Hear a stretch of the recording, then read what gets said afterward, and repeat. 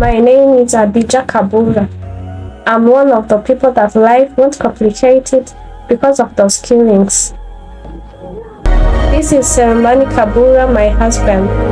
He is a little stupid, but I love him and he loves me too.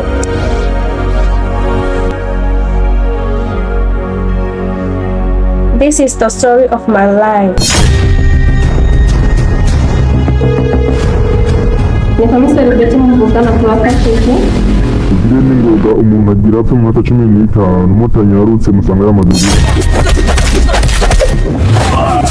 Burundi, the law treats murder as one of the most serious crimes, punishable by the strictest penalties. The government, having realized that murder has spread among the citizens,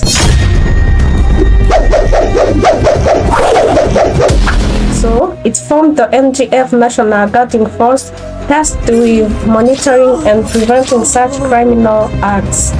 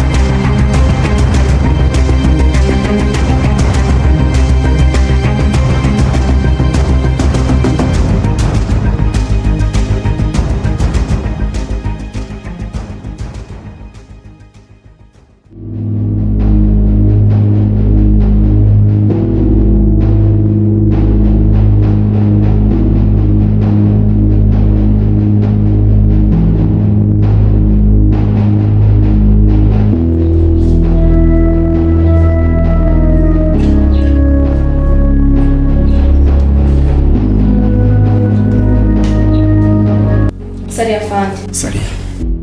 Kuri misiyo byagenze gute? Oya fandi. Misiyo yatunaniye. Twasanze umwicanyi yamaze kugenda. Twasanze ikiziga cyonyine.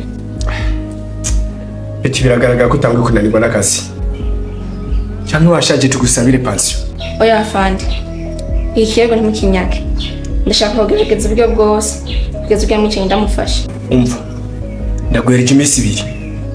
Utarace muri iki kibazo. Turakundika handi. Kikirego tugereze ubundi. Urakoze afande.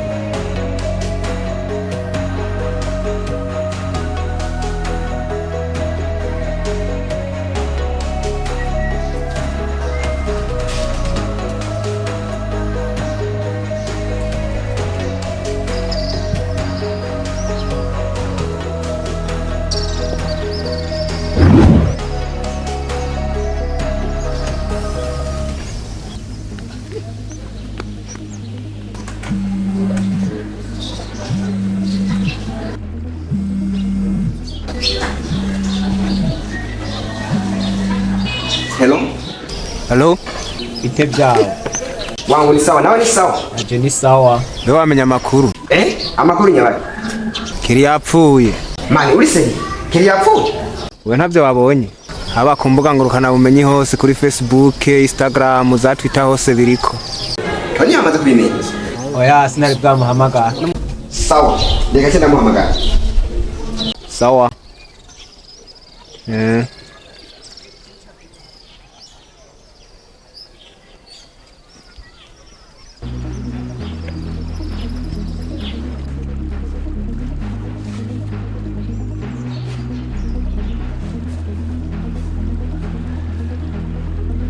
muragitunga inomero mwahamagaye ntishobora kuboneka.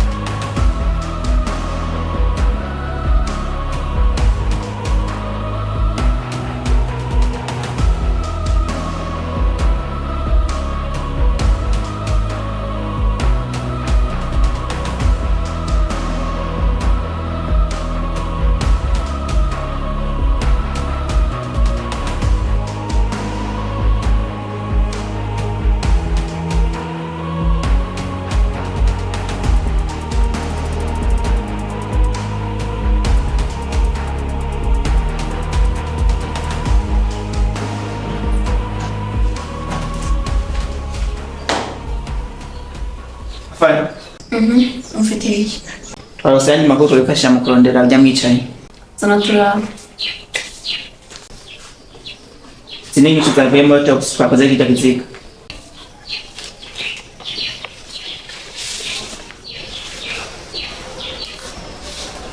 Kapiteni. Yes, afanye. Subira mu kazi sigenderera hamwe. Yes, afanye.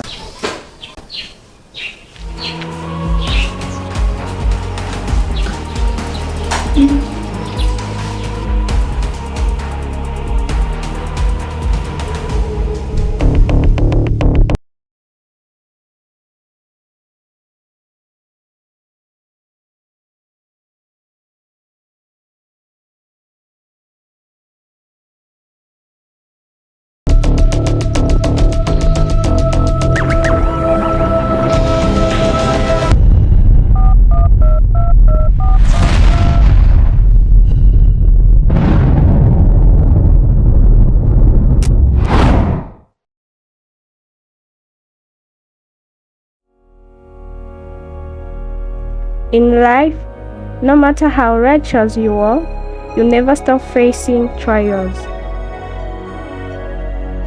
My husband was a calm man, kind and not quarrelsome.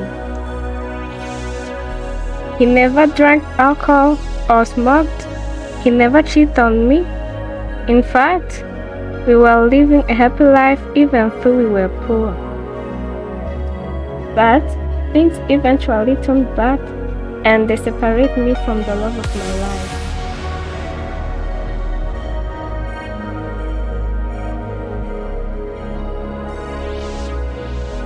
It all started 5 years ago. I remember well, I was 8 months pregnant.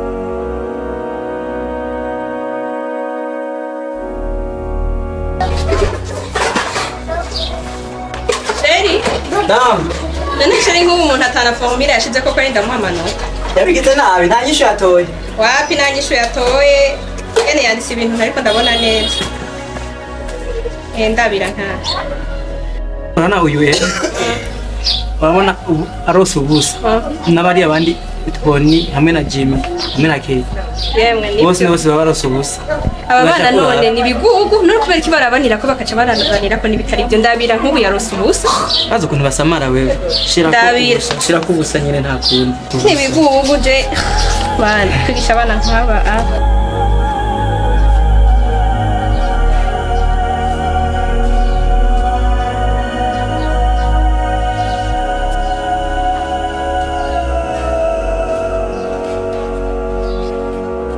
Selemani was the joy of my life. When I was with him, I was always happy.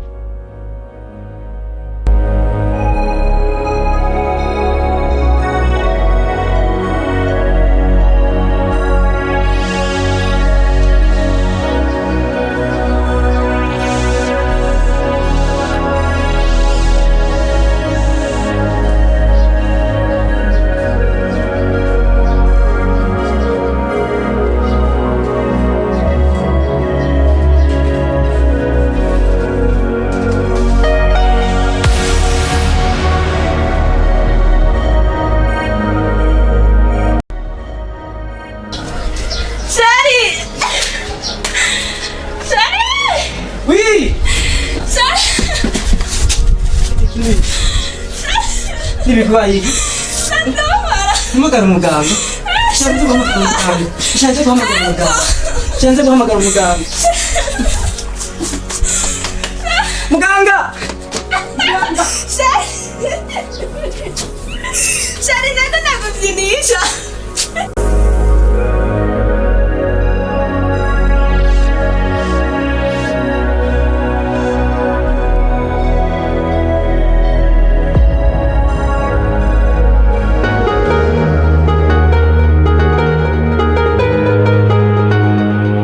Sometimes I would prank and scare him just to see his reaction because he was always worried about me and he was not willing to lose me. Shari fata renga ku mugongo. Ufata ku mugongo kumusura ngini ndi. Oya, fata ku mugongo. Tukare bicaye ku ndi. Magumutsa basi.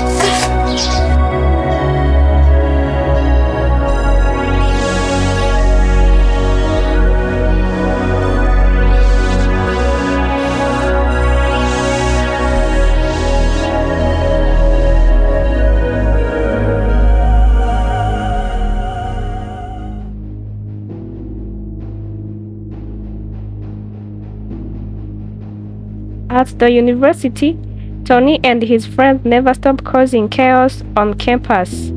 They would intimidate or threaten other students and were involved in many acts of violence.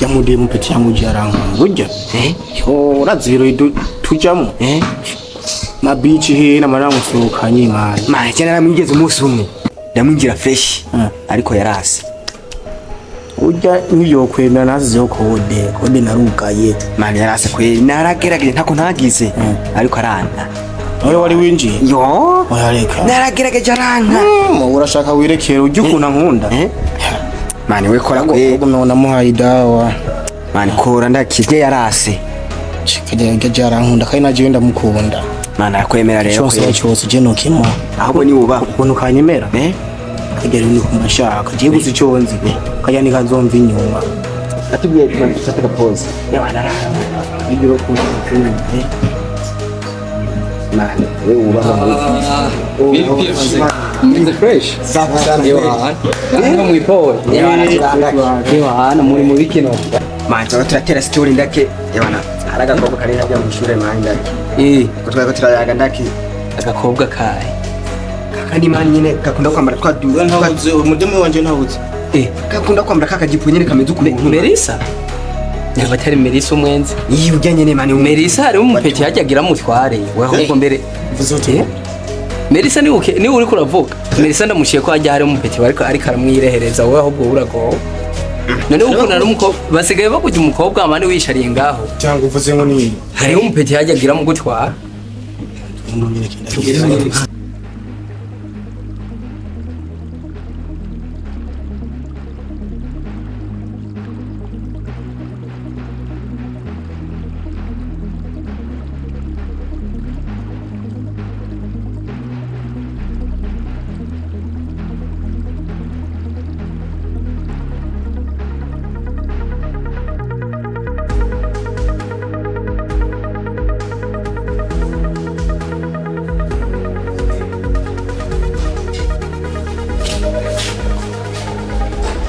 Muchape.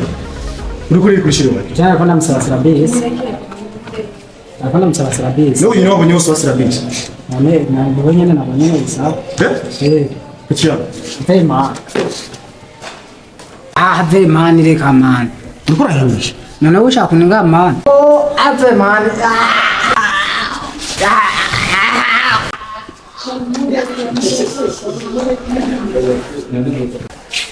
Ola, hindi mani mesti tatang pa sa kuya changuleka. Ira, ni grupo ra ni sema. Bende.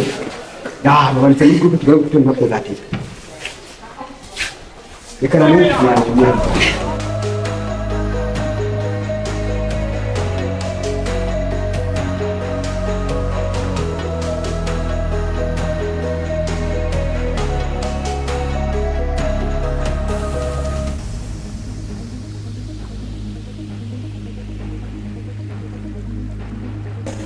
Sara nakoze. Keni bosa. Eso.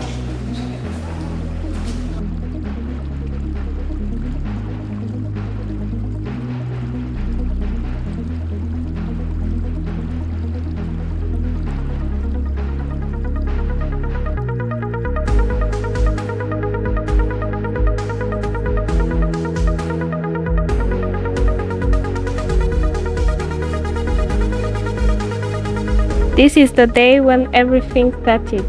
Selemani, my husband, was handing out test papers. Tony and his friend refused to accept that the test was difficult for them, so they pressured Selemani to give them marks they don't deserve. Aime.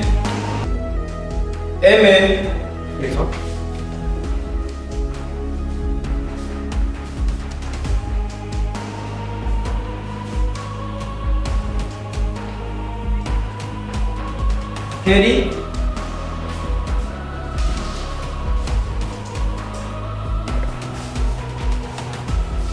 Ya, fe, Tony.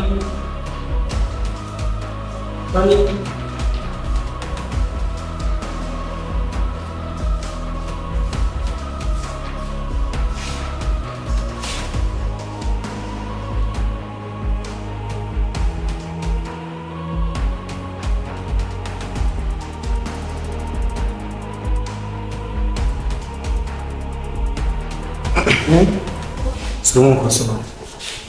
Suiramu. Kandi ufika kwa amaso. Urarekarana? Kurayikara. Wewe wabona wo mugusa gute kandi ibintu byose nakoze wo mugusa bigaze. Tony, nivyo warose ubusa. Amana tuvise. Igisi yarakunaniye. Nwabishoboye. Akiri urupapuro rwawe. Yesu. Umwana tonse mu ishuri. Oya ni moto jewe. Tony, none iki kintu sintaze korekisiyo yacu.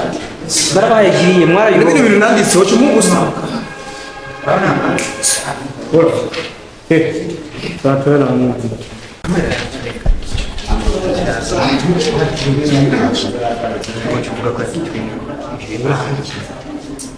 Merci. Koso waduhaye ubusa.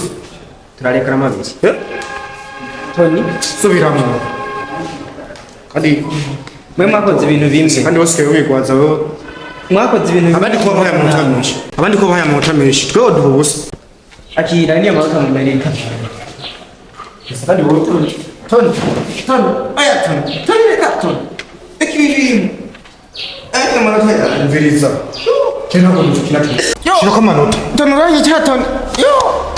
Tony grabbed Seleman by the throat and kept pushing him, nearly choking him.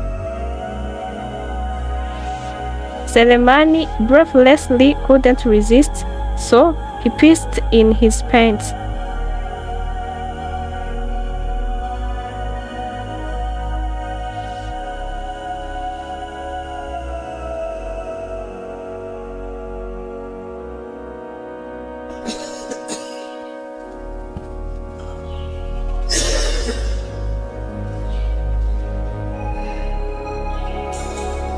Aime took out his phone and started to record him.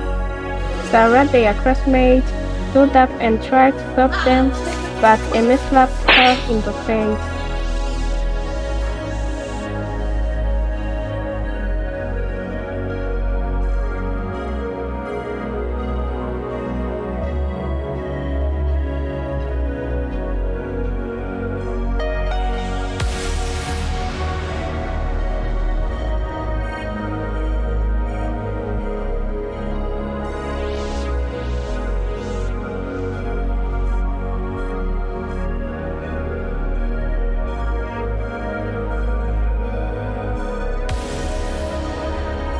They didn't stop by there.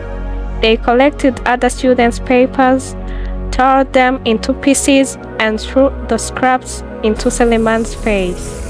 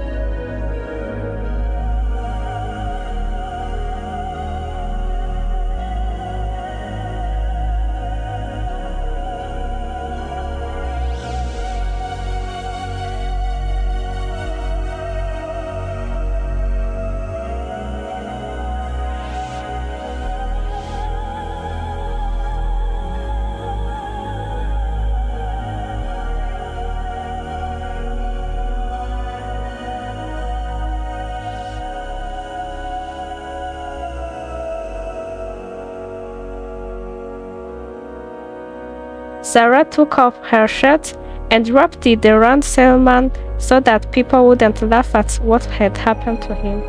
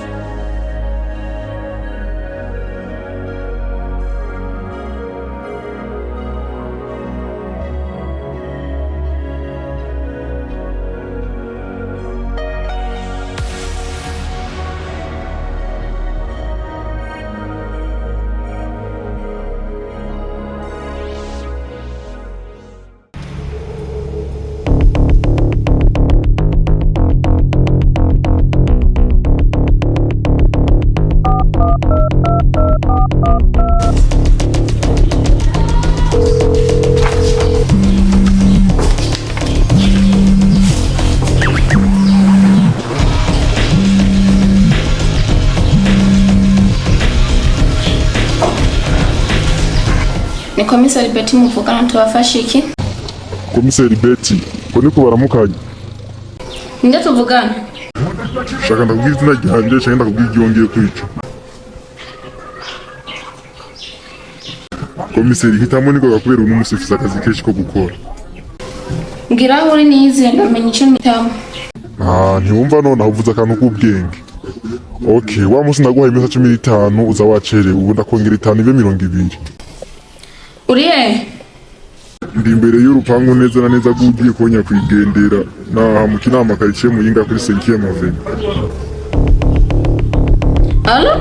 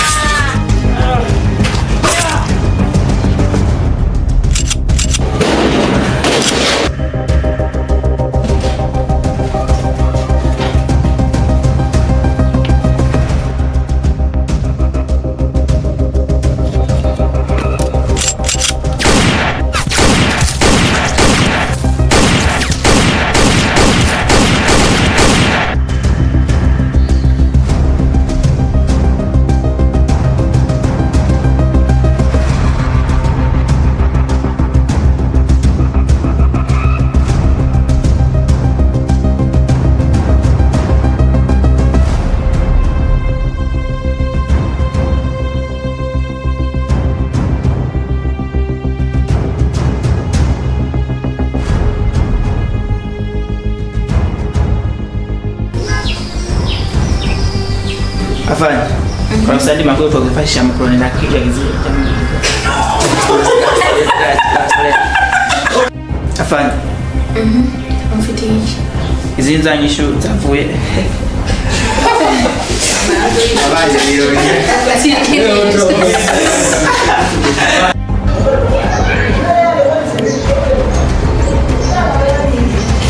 Rasta.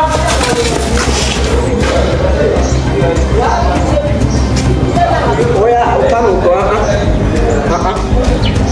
wewe bana ngizana kizali kuchika ngenda mdirect. Sasa ngego hari.